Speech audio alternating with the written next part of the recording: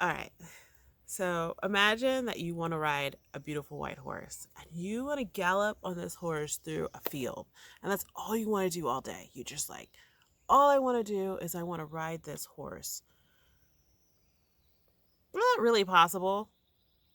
No, it's not. It's not possible. Because what do you have to do for that horse? You have to feed the horse, bathe the horse, give the horse a rest. You have to saddle up the horse. You have to get prepared. You have to maybe you have to go to the restroom or eat yourself or take care of yourself, right? Self-care. Sometimes we get into a rut and we're like, I want to do this goal. I want this to happen right now. And this is what came to me this morning when I was meditating was I want these goals that I have set for myself.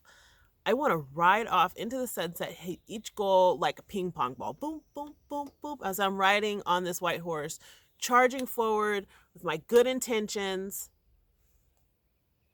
What am I going to be doing? Again, not taking care of Ella, right? And I have to take care of my horse too. I have to do maintenance, back work. So, ooh, the bee is back. Um, maybe I should look up spiritual meaning of a bumblebee, right? Okay, I'll put that up too. Okay, so I could charge forward and really get this, but somewhere down the line, have you ever seen one of those cowboy movies where they run the horse until the horse dies? They run it until it dies. They just run it so hard and so fast and get as far as they can, knowing that that horse will die if they don't stop. I don't know if that's really actually happened. It's in the movies. I've had to watch lots of Western movies. I like Western movies, but as a child, my dad really, really liked them. So, um, think about yourself. If you are the white horse, you're pushing yourself forward. You have to stop and take a break. You have to stop and groom yourself. You have to stop and do the back work of even putting on the saddle or taking the saddle off and giving the horse a rest. So you're pushing, pushing, pushing. So say I'm giving people information, I'm giving them information, giving them information, giving them information. I have to stop and let them soak in that information, right? So God gives you information, you're meditating, Sometimes you have to stop. And you have to take time with yourself, not just with God and meditational prayer, to think about the things that He's trying to teach you. Why is He putting me through this right now? Why am I going through this lesson? Why did this download come to me? Because it didn't make sense. What can I do better on the next run through this field? How can I improve? And so one of the, I guess it's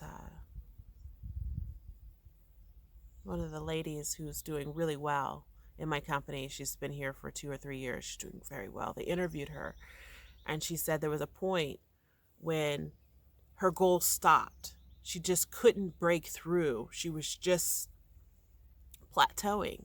And she realized that was the time that she needed to learn how to be a better self so that she could be a better leader. She said, what can I do to make this a better leader for everyone coming behind me? And that's powerful. Can you do that while you're charging forward? You just expect that you'll just change on the way? No, sometimes you have to stop and change. You have to stop and go, okay, how can I do this better? How can I be a better me? And that's what this is all about. This whole life journey.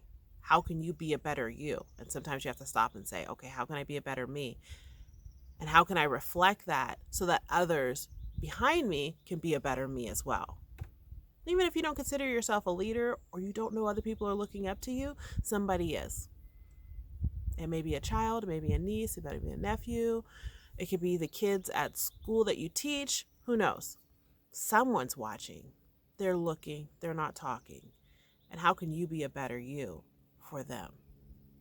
How can you be a better you for you? Remember, I always say, I always forget self-care. And it's the number one thing I have to do in the morning. Take care of Ella. Because I'm so worried about taking care of everyone else. Right?